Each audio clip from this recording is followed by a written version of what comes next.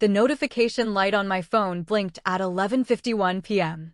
It was the only light in my cabin, a sharp beacon of intrusion cutting through the deep Colorado silence. The message was from my mother, Holly. It didn't say hello. It didn't ask if I was awake. It read, quote, "Code isn't working. Alexis is freezing. Open the gate." End quote. I didn't get up. I didn't panic. I simply opened the security app on my tablet with a swipe of my finger. The grainy night vision feed showed my sister shivering by the keypad at the bottom of my driveway. But she wasn't alone. Idling behind her, spewing gray exhaust into the pristine mountain air, was a 26-foot U-Haul moving truck. They hadn't come to visit. They had come to conquer. Before we see how Julia handles this invasion, drop a comment and let me know where you're listening from and what time it is for you right now. I'd love to know who's part of our community. I did not text back. I did not call to ask for an explanation. In my line of work as a data actuary, we are trained to look at variables and predict outcomes. The variable here was a 26-foot truck idling on my property at midnight. The outcome, if I opened that gate, was a permanent occupation. My parents and sister had not come for a holiday.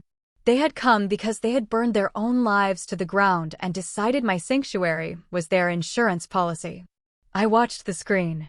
My sister Alexis was stomping her boots in the snow, gesturing wildly at her husband Alexander, who was leaning against the truck, looking defeated.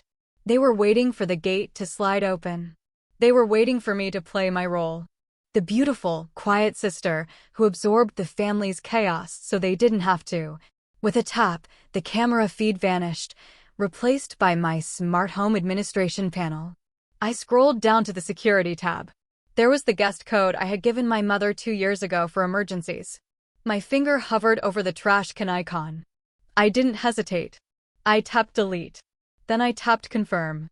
The digital command flew through the fiber optic cables buried under the frozen ground, severing the only link they had to my warmth. On the monitor, I saw Alexis punch the code into the keypad again. Then she kicked the metal post. They were trapped. The private road to my cabin was 5 miles long, narrow, and icy. There was no cell service at the bottom of the valley. Only the intercom system connected to my house. The intercom buzzed, a shrill, demanding sound in my quiet living room. I walked over to the wall panel and turned the volume all the way down. Silence returned. I picked up my landline. This was the only way out for them, and I was about to dictate the terms. I dialed the local sheriff's department. I kept my voice calm, professional, and devoid of familial guilt. I told the dispatcher that there were trespassers blocking my private access road. I did not say my family. I did not say my mother. I said trespassers. In the eyes of the law, that is exactly what they were. For the next 20 minutes, I stood by the window, watching the red tail lights of the truck bleed into the falling snow. My phone vibrated incessantly on the table, a frantic heartbeat I refused to acknowledge. I didn't block them yet. I needed the evidence of their escalation. When the blue and red strobe lights of the sheriff's cruiser cut through the darkness, I felt a wave of cold satisfaction. I watched on the monitor as the deputy stepped out. I saw my father Jeffrey climb out of the truck, waving his arms, pointing up toward my cabin. He was trying to explain, trying to charm, trying to use the authority he had wielded over me my entire life. But out here on the side of a mountain at midnight, his authority was a currency with no value. The deputy pointed down the road. "Leave now." I watched them climb back into their vehicles. The U-Haul began a clumsy, dangerous 3-point turn on the narrow track. As they drove away, disappearing around the bend, I didn't feel safe exactly. I felt efficient. I had identified a risk, and I had mitigated it. The sheriff's departure marked the end of the immediate crisis, but the silence that followed was heavy with unanswered questions.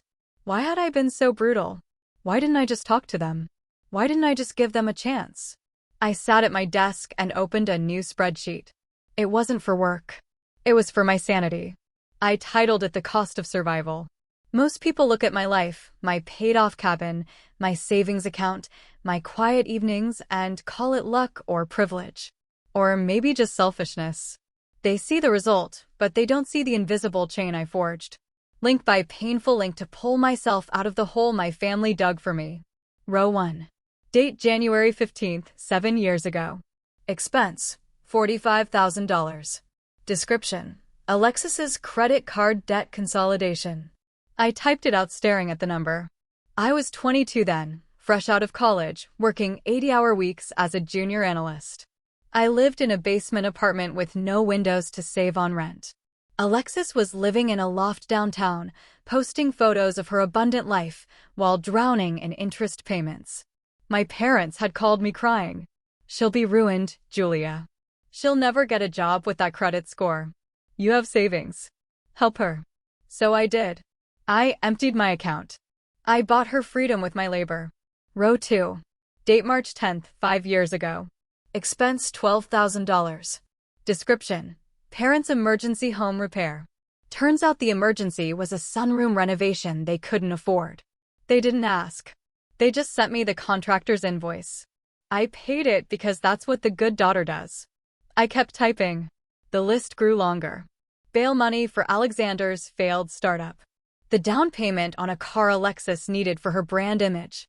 It wasn't just money. It was my life. Every dollar I gave them was an hour I spent staring at spreadsheets while my friends went out. Every check I wrote was a vacation I didn't take, a dress I didn't buy, a risk I didn't take. I stopped typing and looked out the window at the snow-covered pines. People call me cheap, they call me cold. They don't understand that for me money isn't currency, it's oxygen. In a family that viewed me as a utility, a battery to be drained until empty, my savings were the only thing that proved I existed for myself. My frugality wasn't a quirk. It was a survival mechanism.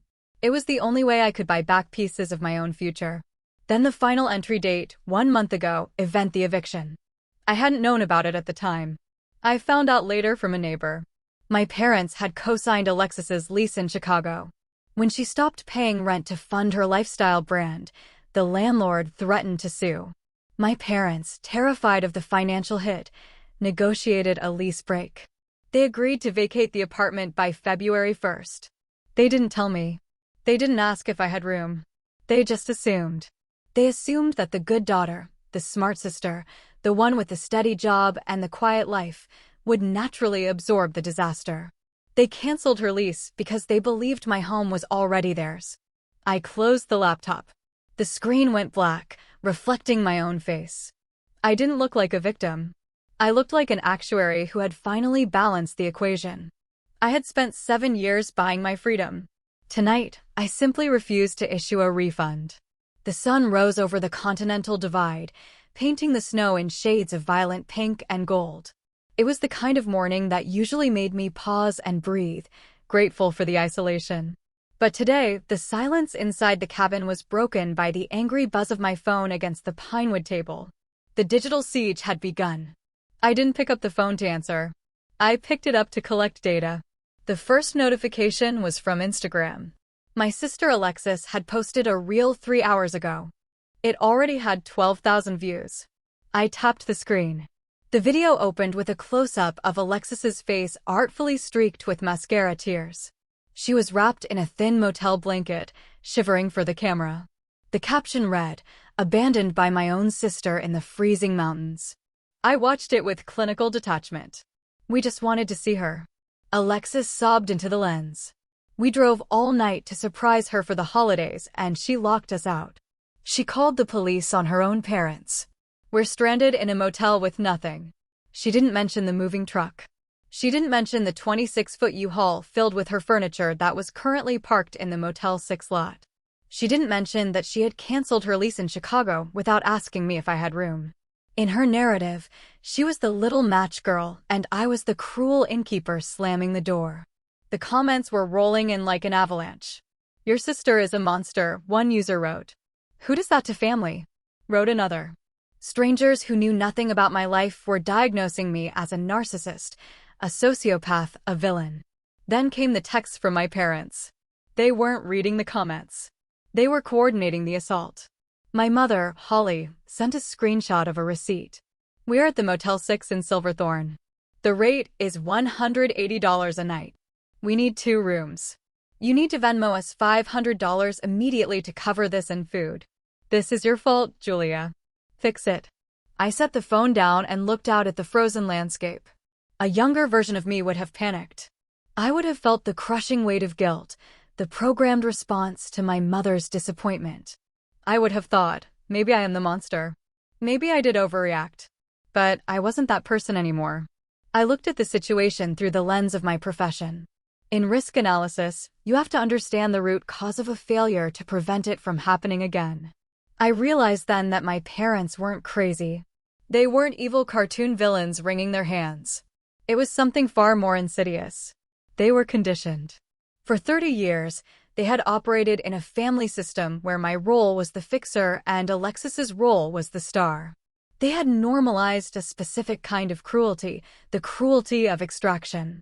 To them, my money, my time, and my home were community property. They genuinely believed that my refusal to let them move in wasn't a boundary. It was a theft. In their twisted logic, I was stealing their safety net. They weren't angry because they missed me. They were angry because the appliance they used to fix their problems had stopped working. Understanding this didn't make me forgive them. It made me realize that negotiation was impossible. You cannot reason with a system that views your independence as an act of aggression. I didn't reply to the texts. I didn't comment on the video. I took a screenshot of the video, ensuring the timestamp was visible. I took a screenshot of my mother's demand for money. I saved them to a folder on my cloud drive labeled evidence. Then I opened my laptop. It was time to stop playing defense. In the world of actuarial science, when a liability becomes too volatile, you don't argue with it. You insure against it.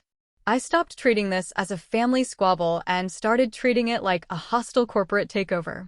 I closed the Instagram tab. I muted the text thread. I sat up straight in my ergonomic chair and engaged the part of my brain reserved for high-stakes audits. I didn't search for a family therapist.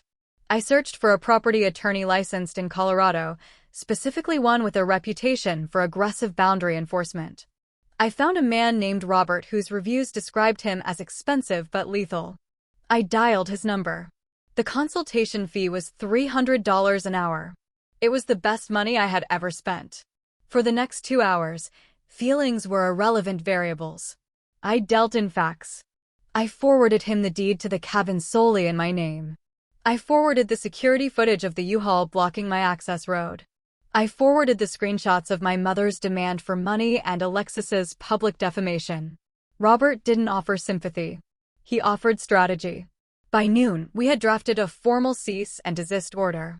It was a beautiful document heavy with legal jargon and absolute finality. It stated clearly that Holly, Jeffrey, Alexis, and Alexander were permanently barred from entering my property. It outlined that any further attempt to access the premises would be treated as criminal trespassing. It also included a clause regarding the digital harassment, noting that further public defamation would result in a lawsuit for damages. I realized then that no is a complete sentence, but a lawyer's letter on official letterhead is a punctuation mark that cannot be ignored. It transforms a request into a requirement. It strips away the emotional manipulation of "but we're family" and replaces it with the cold, hard reality of "you are defendants." Next, I turned my attention to the digital front. I didn't comment on Alexis's video. I didn't engage with the trolls calling me a monster. I used the platform's own tools against them. I flagged the video for harassment and doxing, citing the specific timestamps where she revealed my general location. I contacted the support team for the fundraising page Alexis had hastily set up to help the family survive the winter, flagging it for fraud since they were not in fact stranded without resources, but staying in a motel with a credit card I knew my father had. By 2 p.m., the video had been taken down for violating community guidelines. The fundraising page was under review. The digital noise that had been screaming at me all morning was suddenly abruptly silenced. I printed the cease and desist letter. The hum of the printer was the only sound in the room. I signed it with a steady hand. I scanned it and emailed it to my parents and sister. I didn't add a subject line like "I'm sorry" or "please understand." I simply titled it "Notice of Legal Action." I sat back and watched the snow fall outside.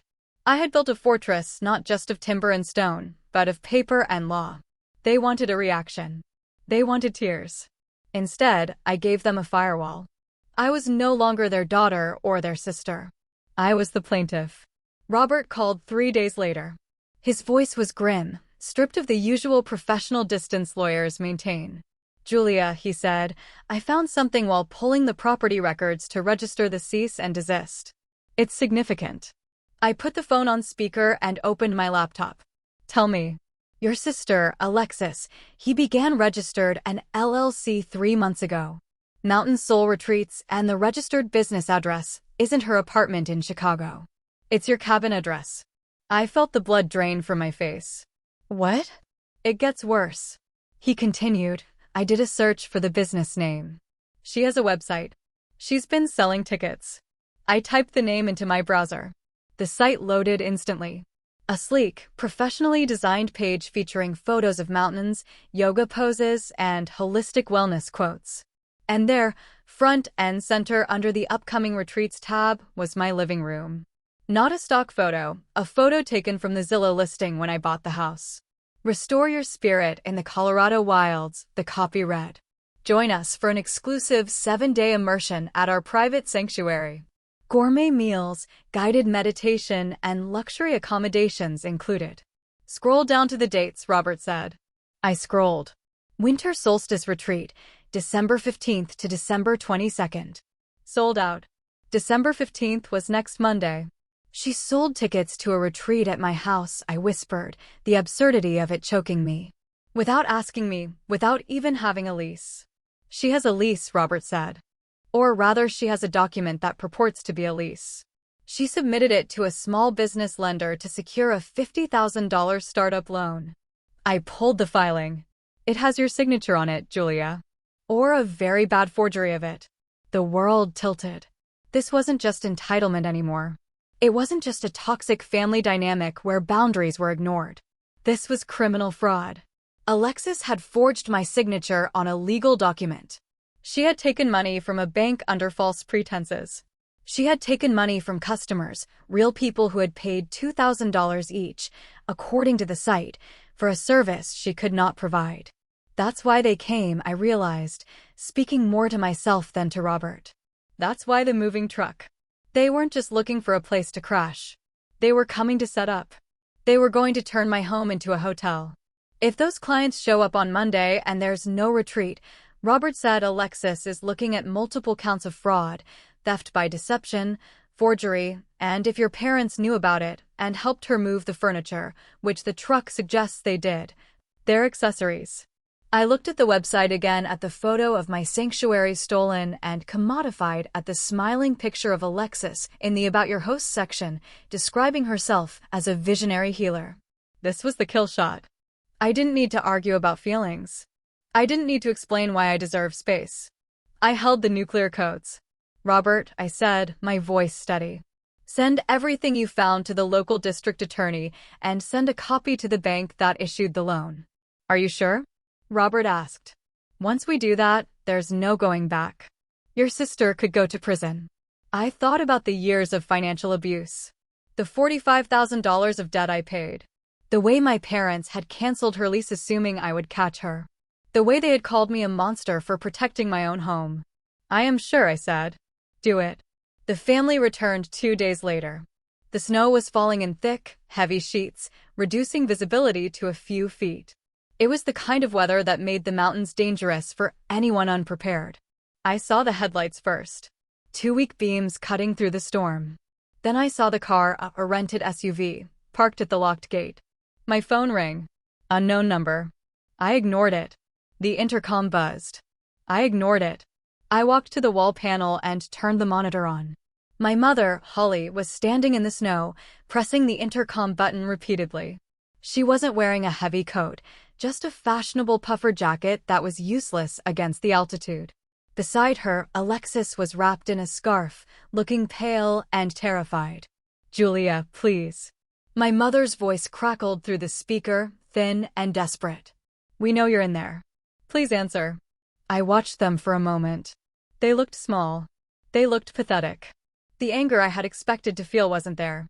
Instead, I felt a profound sense of distance, as if I were watching strangers on a television screen. I pressed the talk button. What do you want? Julia? My mother sobbed. Thank God. Listen to me. We have to talk. It's an emergency. I sent you a cease and desist, I said, my voice calm. You are trespassing. We know. We know, Holly said quickly. But we didn't have a choice. The clients, the retreat guests, they're arriving tomorrow. Tomorrow? I asked, though I already knew. Yes, 12 of them. They've already flown into Denver. They're renting cars. They'll be here by noon. Alexa stepped forward, her face pressed close to the camera. She looked frantic. Julia, please. I don't have anywhere else to put them. I spent the deposit money. I can't refund them. If I cancel, they'll sue me. I could go to jail. You should have thought of that before you sold tickets to a house you don't own, I said. I made a mistake, Alexis cried. I was just trying to build something. I thought you'd support me. You've always supported me. I supported you, I corrected. I enabled you. There's a difference. Please, Holly begged. Just for 1 week, just let her host the retreat. We'll clean everything. We'll pay you. We'll pay you from the profits. Just save your sister. Please, Julia. If she goes to jail, it will kill your father. I looked at my father, Jeffrey, sitting in the driver's seat of the SUV, staring straight ahead. He couldn't even look at the camera. He knew what they were asking. He knew it was wrong. But he was here anyway, driving the getaway car for his daughter's fraud. This was the moment, the power flip. For 30 years, they had held the power of approval, of affection, of belonging.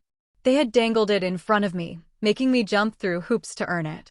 Now, the dynamic had inverted. I held their fate in my hands. I could open the gate. I could save them one last time. I could be the hero. And then what? They would learn nothing. They would do it again. And I would be back in the cage. The useful appliance, the safety net that caught them every time they jumped. I am not your insurance policy anymore. I said into the intercom. Julia, don't do this. Alexis screamed. We're family. Family doesn't steal from family. I said family doesn't commit fraud in your name. Family doesn't use you. I picked up a piece of paper from the counter. It was the case number the district attorney's office had given Robert that morning. The case number is 24 Sierra 92. I read slowly. That is the file number for the fraud investigation the district attorney opened yesterday. I forwarded them the lease you forged, Alexis.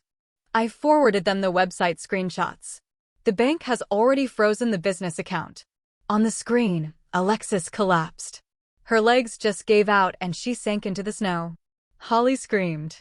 Go home, I said. Go back to Chicago, get a lawyer, and never come back here. Julia, my mother wailed. You can't. You're killing us. I reached out and pressed the power button on the intercom. The screen went black. The audio cut out. The silence of the cabin rushed back in absolute and pure. I didn't watch them leave. I walked to the kitchen and made a cup of tea. I stood by the back window, looking out at the forest, not the driveway. I didn't need to see them go. I knew they were gone. The next few weeks were a blur of legalities and logistics, but the chaos stayed firmly on the other side of the Continental Divide. Robert handled the district attorney's office. I handled the silence. I changed my phone number one last time. I deleted my social media accounts. I disconnected the landline. The only way to reach me was through my lawyer or by driving up the mountain. And after the sheriff's warning, I doubted they would try that again. Word eventually trickled back to me through Robert. Alexis was facing felony charges. The plea deal on the table involved probation, restitution, and a permanent criminal record. She and Alexander were being sued by the 12 people who had booked the retreat. My parents had sold their house in the suburbs to help pay for Alexis's legal defense and the restitution. They were downsizing to a 2-bedroom condo. The legacy they had tried to protect by sacrificing me was gone, consumed by the very child they had enabled. I didn't feel triumphant. I didn't feel vindicated. I just felt relief. The heavy, suffocating blanket of obligation that I had worn for 30 years was finally gone. One evening in January, I sat on my deck with a mug of hot cider. The air was crisp and clean, smelling of pine and cold. The snow was falling softly, covering the tracks of the U-Haul, erasing the memory of the invasion. I thought about the family I had lost, or rather the family I had finally admitted I never really had. We are taught that blood is thicker than water, that family is everything that you endure, anything for the people who share your DNA. But that's a dangerous lie. Biology is an accident. Loyalty is a choice. You don't owe your life to the people who gave it to you if they only value you as a resource. Cutting ties wasn't an act of war. It was an act of self-preservation. It was the only way to stop the bleeding. I looked out at the vast white wilderness surrounding my home. It was quiet. It was peaceful, and for the first time in my life, it was mine. If you've ever had to save yourself from the people who were supposed to protect you, share this story. You are not alone.